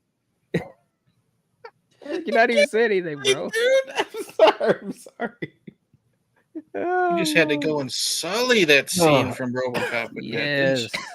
Yes, I've never missed a game, man. That's right. Mello agrees. Nancy's death. Julie, that's way too bad. Absolutely. Now we've got some other ones in here. MK agreeing with you, Eric. The Doctor change being evil and crazy. Yep. Let's see what else we got. James also saying the same thing. Didn't enjoy Dr. Sartain's twist. It was dumb. Paula saying Allison's death, or you mean Nancy's death? Maybe. Mello saying I choose Nancy, falling for the dad trick. Yeah, absolutely, man. Absolutely. I mean, and I'll tell you this. I mean, the Sartain twist, and we can get into that in another discussion. I think there was definitely missed opportunity in it, but it wasn't horrible to me, but again, when we talk about worse aspects, there's no doubt that I'd have to go with the Nancy decision over Sartain. So, okay. I get it. Yeah. Next category. Okay. This is another negative point category. The more pressure. Okay. So obviously Dream Warriors coming off of the heels of Freddy's Revenge, and obviously Halloween with multiple years in between, almost 8 years in between from Rob Zombie's Halloween 2. So which film had more pressure on its shoulders? The film that you choose will not be the one that gets the negative point. Come on, dude. What had more pressure is definitely David Gordon Green and Halloween. Okay. You had, because say what you want, the first Elm Street was fantastic.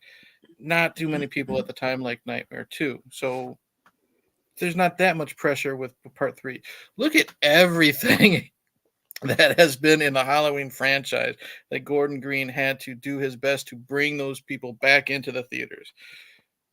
Rob Zombie notwithstanding, Busta Rhymes, H2O, Thorn Cults, Tina from Part 5, everything thrown into the bowl and mixed together. You know what I mean? David Gordon Green had much more pressure. Okay. All right. How about you, Kill? This is another easy street. 2018 had more pressure, and just for I agree with every single thing Eric said, so I don't even have to repeat that. But the two things I'll say that's just the easiest is lapse of time from the prior movie, and getting the goddamn mask right. Okay, with Freddy, this is just the third entry. It was a couple years later. I mean, David Gordon Green, damn near a decade almost, and trying to do the mask right. No disrespect to Rob Zombie. You did it. You did it. You did it decently.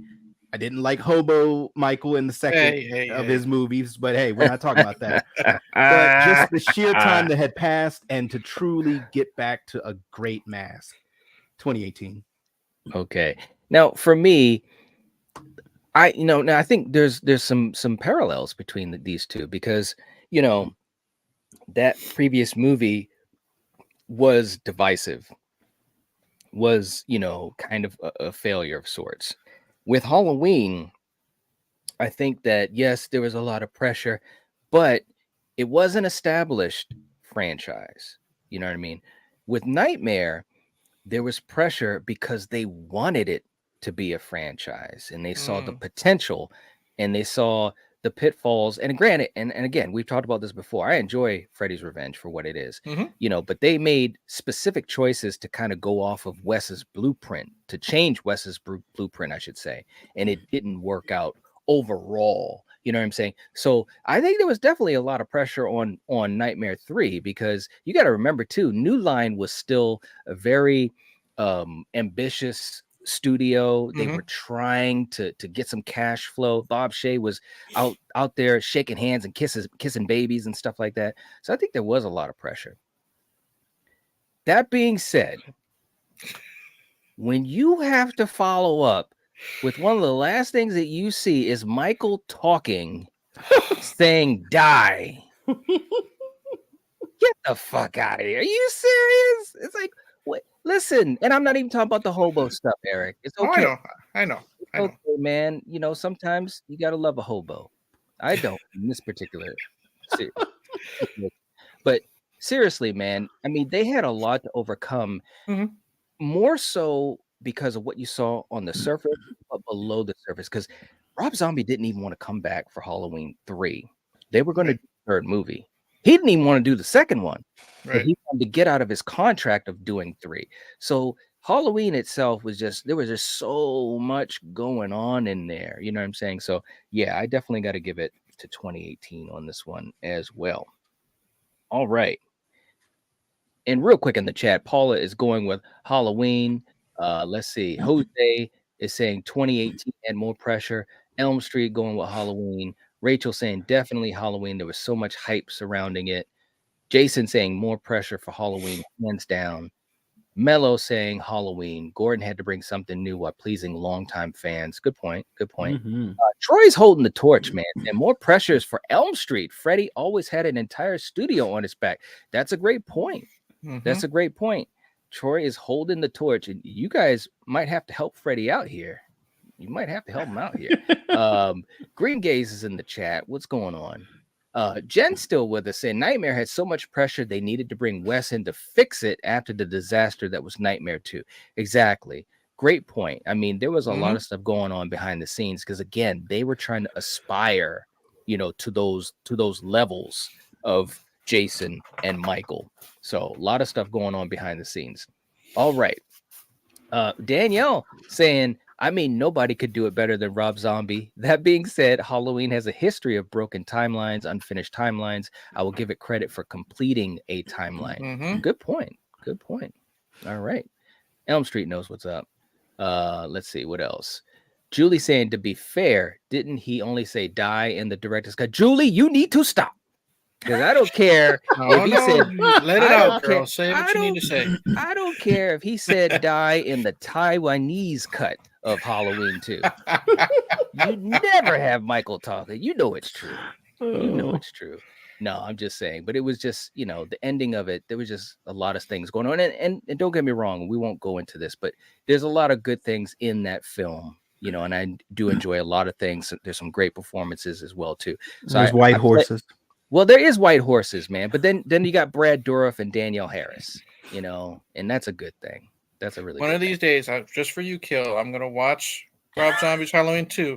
I'm going to have a stopwatch, and I'm going to find out how much that horse is really in that movie. And I'm going to let you know. Okay? Okay. Not as much as you think. I love it. I love it. Okay, guys, we're almost there, man. Now, we had to go here, guys. Nancy Thompson or Laurie Strode. There's no lying here, Eric.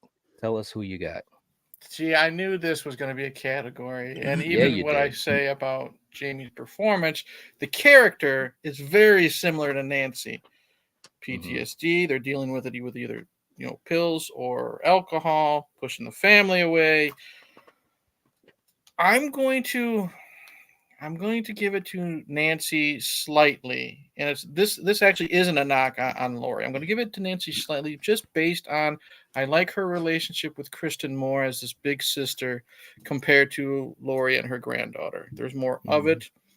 And she's also a protector of all the Elm Street kids. So I'm going to give it to her for that.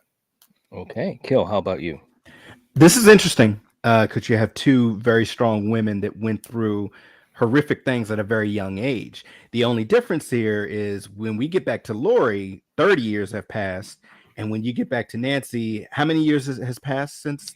5 or 6, I believe. So she's not as cold and as much of an alcoholic, not saying that she would be, but time has a way of, having these things creep up on you. I'm going to go with Laurie because you get to see this great character go down the negative route, the route that none of us would think after watching that first Halloween movie and, retconning all the other ones, coming to this, which is essentially Halloween 2, and being like, wow, that's how you ended up. You alienated your family. They don't want anything to do with you. You're drinking a lot. You're bitter. And I just feel based on the two versions in this movie, you get to see more of Laurie's demons. You get to see more of the effect of her on her family, whereas Nancy, you only really get to hear her side of things and the quick interactions with her dad, John Saxon. Okay. So yeah, I got to go with Laurie on this one. Okay. And real quick before I get to mine, real quick, man, we got Phil in the chat. Phil's creepy videos. What's up, man? Hope you're doing well, Phil. Good to see you. Good to see you. And Merry Christmas. Early Merry Christmas. Very, very cool to see you, man. This is a challenging one because you're talking about, in my opinion, two of the final girls that are on the Mount Rushmore of final girls for me. And both actresses are fantastic. And I think they do exactly what they're asked to do in these films. But there is a divide as far as what we get from those characters. And I think it has to go to Laurie Strode. And because I think with Laurie, well, I know with Laurie, this is focused so much on her. And even when she's not at the forefront, her presence is felt through her daughter and her granddaughter. You know what I mean? And everything else is rotating around her. Sartain is obsessed with Laurie, getting Michael to Laurie and so forth. Whereas with Nancy, it's a great movie for her character. She's very heroic. She's got the wisdom. She knows what's up. But and it's an advantage or a disadvantage. But with Dream Warriors, you do have focus on the Dream Warriors. You do have focus on Kristen and all of the trauma that all of those people are dealing with, which were great scenes by these young actors. So Heather wasn't allowed to do as much, in my opinion. And that's why I would lean towards Laurie Strode. Like, let's say if Nancy was obviously in Dream Warriors, and let's say instead of, well, how many of them were there? Like 6? 5 or 6. Yeah. Let's just say there were 3. You know what I mean? And if they gave Nancy Thompson that extra, let's say 10 or 15 minutes of, being able to evolve and go a little bit deeper with her story, more scenes with her being a little bit more of the captain, so to speak, the Professor X of the X-Men. You get what I'm saying? Then I think it could have easily gone to her because she also interacted with more people, but she just didn't have as much to do as Laurie. I mean, Laurie had the game plan. She has the fight with Michael toe to toe. She's smart. She doesn't get killed in a dumb way. And unfortunately that's a script thing. It's not really Nancy's fault. But anyway, so yeah, I got to go with Laurie on this one. Okay. All right. Let's see. Julie saying probably Laurie. I like how we got to see a Halloween movie with her in 3 different age milestones in her life. That's a great point. It's a great point. James is going with Nancy. No question. She becomes the big sister to the Dream Warriors, and she's more mature and grown up. Okay. Let's see. MK is saying easily Laurie. All right. And Phil is saying Merry Christmas. Thank you so much, Phil. I hope that you have a great holiday too. Yeah. Very, very cool. Val is going with Laurie, hands down. There you go. Okay, next up, guys. The finale, Eric. Who we're going to give the point to? This is tough because they both are really good and they both have things that make me mad in it. I'm gonna go with Dream Warriors. Nancy's dumbass death notwithstanding, I'm having more fun with it because we also have the battle in the junkyard. You know what I mean? I love how Freddy is taken out with the holy water. I love the effects, and stuff like that. I love how we finally get to see Joey get his power. You know what I mean? Some people think it's lame. I really liked it because, he's the one who saved everybody at the end. Right. I like that final shot at the funeral. And then, you get that stinger of who the nun was, and then that little light on in the little diorama. I like 2018. It's great. The scene with the mannequins and everything is just I don't like the trap doors. I don't like the gates, all that stuff. It's too much for me. And that's I'll just leave it at that. Okay. All right. Kill. How about you? This one is tough. One, I agree with Eric. I liked how they were kind of confronting Freddy on 2 different planes, but that ending rings the same. It's how many times are we going to bring this man into the real world, or you put holy water on bones, or this and that? I feel with 2018, that's the first time I've really seen the protagonist set a trap to that level, a trap that's been 30 years in the making. Okay. And yeah, I mean, I hear you, Eric, but 30 years to plan those bars and to plan that island, to move from the kitchen, the stairs, and to load that armory like you're the family in Tremors. You got all them guns down there. 30 years is a long time to make that collection. And I'm sorry, Sarah Connor, Laurie Strode, practicing her shooting for 30 years, all those mannequins out in the backyard.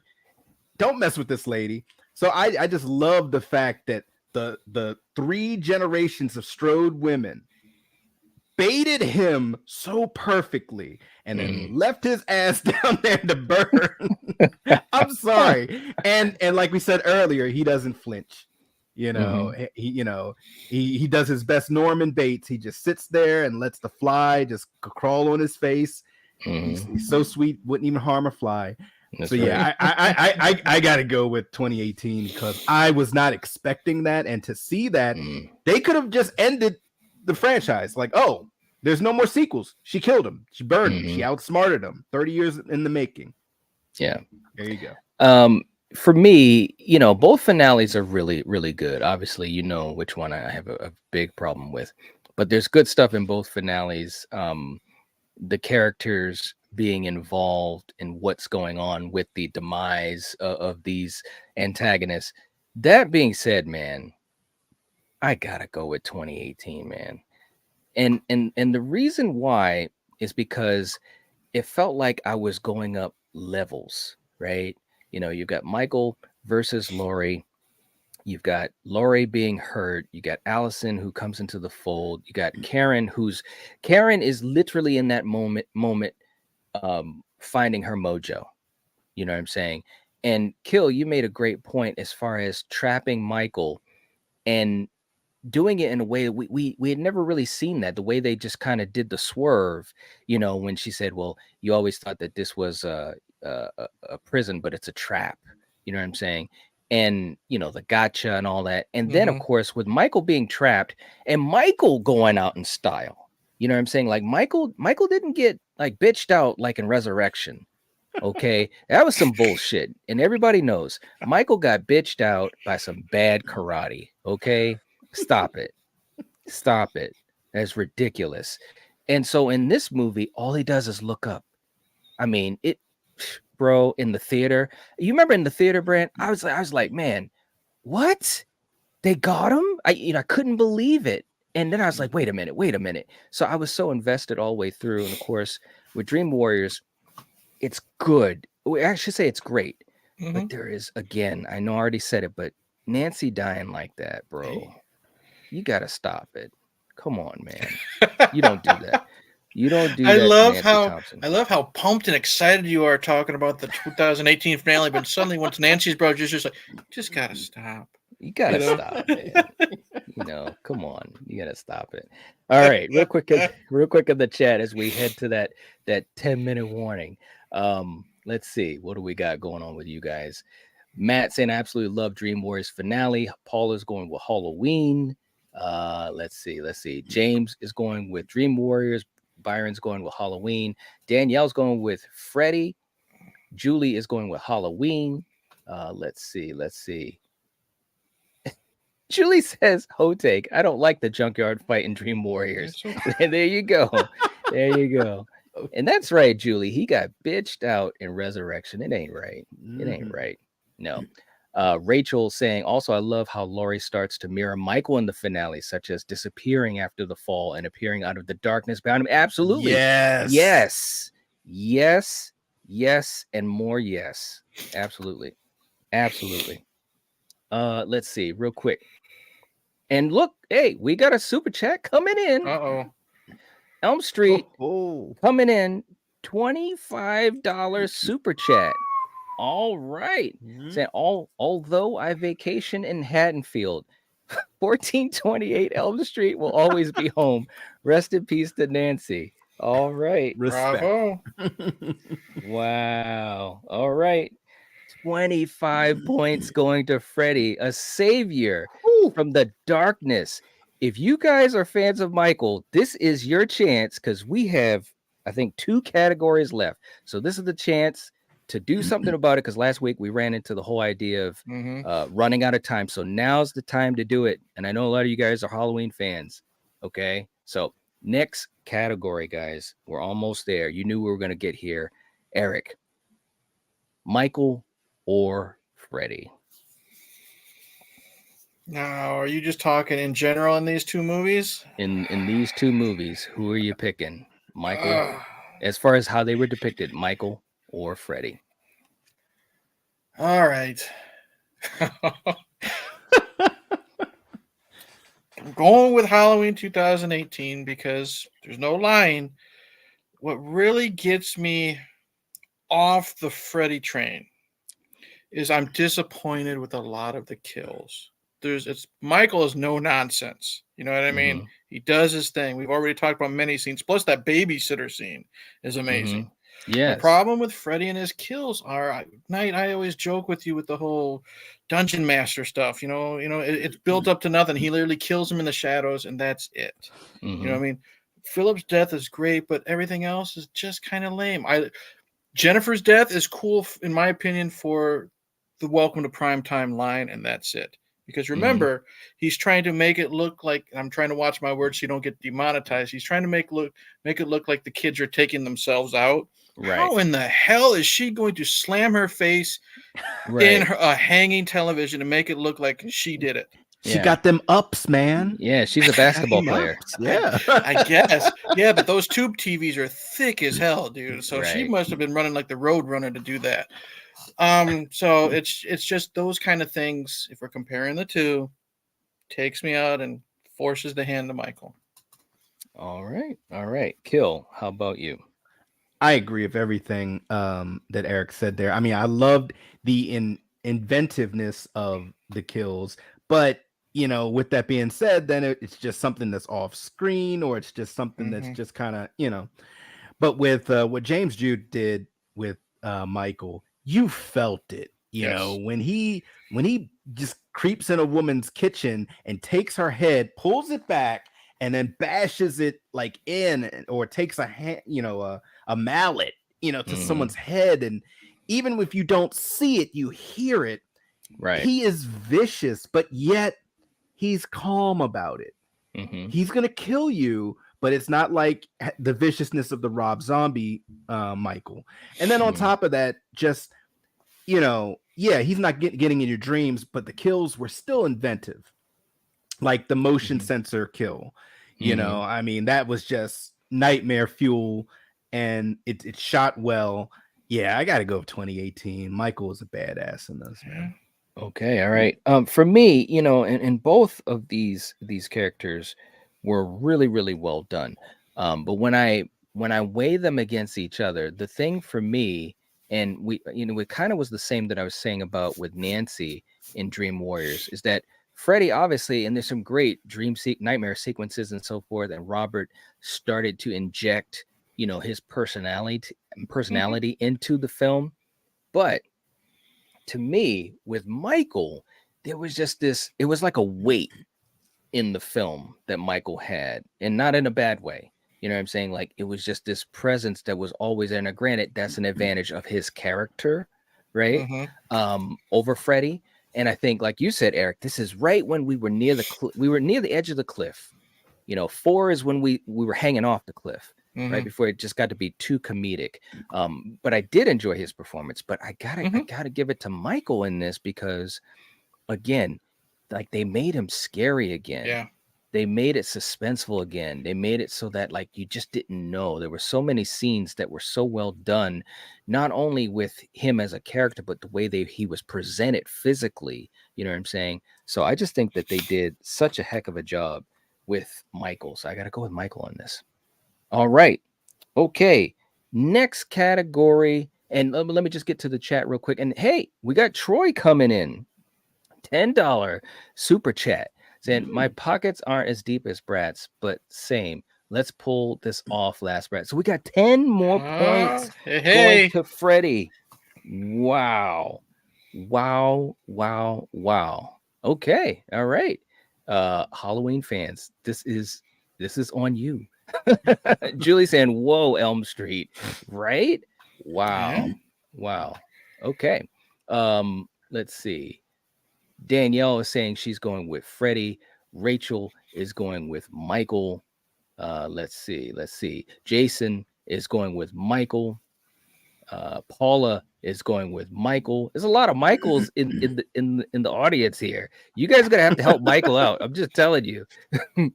MK is saying The Shape for the win. Myers for the win. All right. Let's see. Who else have we got in here?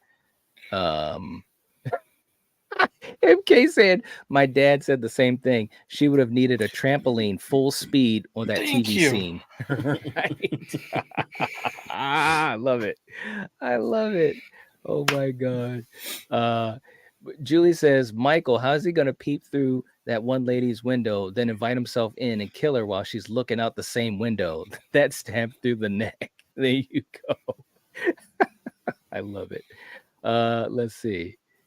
Mello saying, I look at it like this. Freddy, you have a chance of escape. Michael, very slim odds. Unless you fall asleep. Good point. Val saying The Shape, 100%. Let's see. Jason going with Freddy. Elm Street going with Freddy. All right. Very, very cool. All right. Next category, guys. And this will be our last category. So this is the last call for super chats. Mm-hmm. Okay. This will be our last category. So that way we don't run into a situation where someone does a super chat before we count up the points. Okay. Coriander is in the chat saying, Michael, there you go. There she is. Go. There you go. All right. Last category, guys. We got to make a choice. We got to choose Halloween 2018 or A Nightmare on Elm Street 3 Dream Warriors. I'll keep this short and sweet since we got our little time limit. I'm going straight for Dream Warriors, and I'll leave it at that. Okay. All right. Okay. Kill. How about you? This is tough. Dream Warriors is probably, well, it's definitely my top 3 of the Nightmare franchise, and 2018 as well, the top 3 of that franchise. I'm going to go with 2018. Okay. For the simple fact of, if I look at it totally as a film, and when I say that, I mean every aspect, the score, cinematography, the acting, the story, everything, I just feel it gets higher marks, in my opinion, than Dream Warriors, although I love Dream Warriors. So I got to go with 2018, unfortunately. Okay. All right. I love both of these films because they're absolutely fantastic. There's no doubt about that. They're so well done, and they're great moments in each franchise. And this is really, really tough to pick one. Yeah. It really is, because I love them both, and there's different reasons that I love them both too. And then I think they're both very rewatchable as well. But look, guys, I gotta go with Halloween. Because I think from A to Z, the characters, the story, the kills, the way they presented Michael, how he was just so menacing. It was just like, man, it was just a chef's kiss all the way through. And that says a lot, because I think in Dream Warriors, they really found a really interesting and decent balance of like a dark Freddy and also a Freddy with personality, which is very difficult to do. But of course, that's the advantage and the disadvantage of Freddy, in my opinion, because you can't go too far to one side or you're just going to be so unbalanced. So to me, that's the difference between these two, is that with Michael, you can see that it's like he's this character, this menacing character, this myth, this boogeyman. So I'm gonna go with 2018. Okay, and we have Troy. Whoa, Troy's coming in, $5 super chat. All right, Dream Warriors, 3 words. Ken effing Cade. Plus, it's not the best, but it's my favorite horror movie ever. Seen it 200 plus times easy. Wow. So we have got a $5 super chat for Dream Warriors. Okay. All right. So look, let's do this. And thank you so much for the super chat, for all of you guys that sent those super chats in. And let's actually play a quick clip for you guys to thank you guys for doing that and supporting us. We really, really appreciate it. It seriously means a lot. Okay, here we go. But listen up now. This is serious. When you're tempted to do something wrong, even if the reasons are good, think twice, because you never know how things will turn out. You might be getting yourself and everybody else into a whole lot of trouble. Do what's right, and you can't go wrong. Take it from me, Mr. T. All right. You gotta love them. All right. So let's do this. Let's do our wrap up here, Eric and Kill, as I tally this up, and we'll see what we got. All right. I was very excited for this matchup tonight, not just because it's the title match, but as I've said, I've grown to appreciate 2018 more with these discussions. I'm the type of person where you can make me look at something different with discussions. Still not on the bandwagon yet, but I'm kind of getting closer. You know what I mean? And I do kind of have fun with, the opposites. You guys love this film. I'm lukewarm on it, but I'm getting there. Dream Warriors is just fun for me from beginning to end. Nancy notwithstanding, you know what I mean? That still pisses me off, but I still have a lot of fun with everything that's added to the mythology of Freddy. You know, again, superpowers, like a comic book, you know what I mean? Come to life. Both great films in their own way. And like I said, I'm warming up to David Gordon Green. So Well, you know, for me, I absolutely love both of these films. I have seen Dream Warriors more times than I can count. And pretty much with 2018, I watched that religiously every Halloween. The cast for both of these movies is really great. And for what both directors did for the time that their movies came out, it was masterful, you know, because we're doing a very current movie in comparison to an older one, but they both are masterpieces. And for as far as Nightmare, this was that perfect blend of scary yet having a personality for Robert Englund's portrayal of Freddy. It's not over the top, like Knight said earlier, and Eric. We see the cliff. We're not hanging from it yet. We're not falling from it yet. You know, we're just looking over it. Yeah, we're just looking over it like, oh, that's a cliff right there. But what this version of Michael Myers was able to do is, in my opinion, just I never would have even imagined in 100 years they would be able to come back this hard with 2018 and what James Jude Courtney did, and just the portrayal, the look, the mask, the cast, and just everything just firing on all cylinders. So yeah. All right. Okay, so let's do this real quick, man. So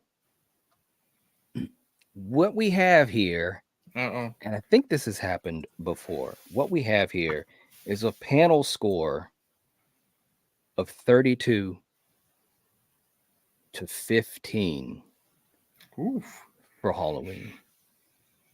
Our super chat scores change that total to 34 to 55. Okay, so with the super chat scores, it goes to Dream Warriors. So because this is a title match, we will go to a tiebreaker with you guys in the live chat. And we're going to do this really, really quick. So I want you guys to pay attention to what I'm about to say. And Eric, you know, hopefully you can see the live chat as well, just to make sure that we do this correctly. Sure. We are going to have you guys, when I say to go, and that's not yet, but when I say to go, you guys will vote Michael or Freddy. And we're going to count it up, and that will break the tie. Okay? And we're going to keep that open for 20 seconds. Yeah, you say go, you say stop. I'll pay attention to the chat. Yeah. I'll be saying go, and then I'll be saying stop. Now, let me also say this, and I know you guys in the chat, sometimes there's a lag, and you guys might see some things different. We are only going by what we see on our screen. Okay? So we are only going by what we see on our screen. That's the fairest way that we can do it. Okay? So hopefully everyone in the chat is ready. Matt, I can't do that. Yeah, you can. You're just choosing. It's Michael. And listen, let me just say this again, guys. Make it easy for us. Just write Michael or write Freddy so we can count this really, really quick. Okay? I'm ready. All right. So, Eric, you're ready. I've got my screen here ready to go. Okay. I'm going to count it down from 5. Okay? Okay, here we go, guys. 5, 4, 3, 2, 1, go.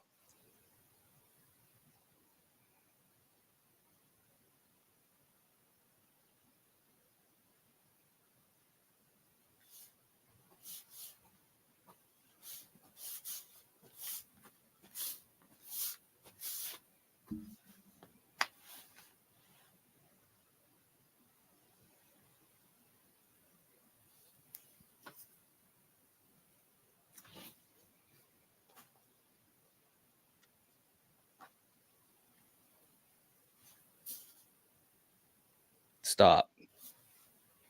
Okay. Okay. So let's count this up. Now, I went by my Yep. phone. I have Danielle as the last person. So just stop writing, guys. So I've got, let's see.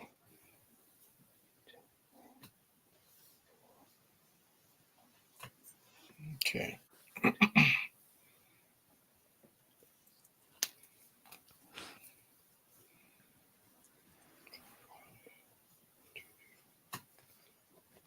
Whoa. Oh, shoot. Hold on here. Okay. Guys, come on, man. 1, 2, 3. All right.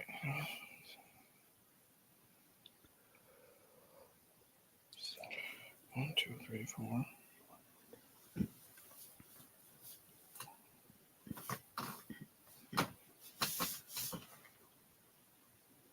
Okay, Eric, what do you have? Okay. It was going by really fast for me. Yeah, it was So, for me too. I was able to come up with 7 for Michael and 5 for Freddie. 7 for Michael and 5 for Freddie. Okay, as now fast let's. as I was going. All right, now let's check it one more time here. Okay. Because we have some people that voted twice, guys. Seriously, we can't do the twice vote. That's not. Let's fair. not do the twice because we're giving you guys the opportunity to be a part of this. Okay. We'll Okay, do I it know one more everybody time. wants to have a good time, but don't do that.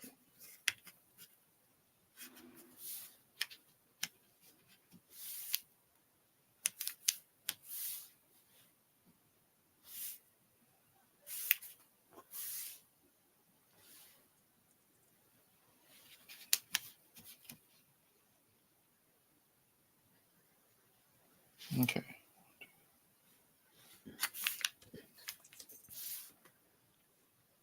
StreamYard is so slow too, man. I'm trying to keep up with it.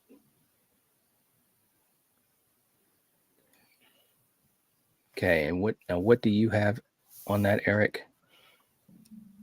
See, now I have 1, 2, 3, 4, 5, 6. Like I said, 7 for Michael. It looks like I now have 6 for Freddie. Yeah, it's hard to read on my phone because it's going by so fast. So 7 to 6. Yeah, either way to Michael me. Freddie. I mean, you can do a recount. It looks like it's going to go to Michael. Okay. To be honest. Okay. Well, this is what we're going to do. Mm-hmm. Because it also goes into our panel vote, because the panel vote went to Michael too. So it looks as though, and Coriander, is Coriander still in the chat too? She did vote. She voted for Michael. Okay. All right. So she voted too. Okay. I was gonna say because she wasn't part of our choose vote, but yeah. Okay. All right. So 7 to 6, Michael. There we go. That's what it looks like to me. All right. Well, hey, look, guys, we did it. We did it. We tried to have it happen, and it looks as though still the champ. Still. 2 times he squeaked. 2 times. You got lucky tonight. To be the man, you gotta beat the man. And he beat the man already twice. Wow. Hey, Rocky didn't win the first fight either, so like Michael's right on the cliff, man. He's like, man, I'm dealing with these motherfuckers that are supernatural, and I'm still gonna hang in there. Wow. Wowie. Wow. All right, guys. This was a lot of fun, man. I'm done. Michael overcame. Hey, look, Michael overcame $40 in super chats. Because That's one what I super mean. He chatted got for Michael. lucky. He got lucky. Hey, look, man. All I know is that it was the boogeyman. All right, guys. So, anyways, we appreciate you guys hanging out with us. This was right down to the wire. Oh my God, I cannot believe this, but it was so much fun. That's the bottom line. That it was so much fun, and you guys, wow. So look, we will catch you guys next time, but definitely we want to wish you guys a Merry Christmas if we don't see you before then. Yes. And we will be back. And if you're watching this, if you're listening to this, you are the Nightwatch. Peace. Cheers. Peace.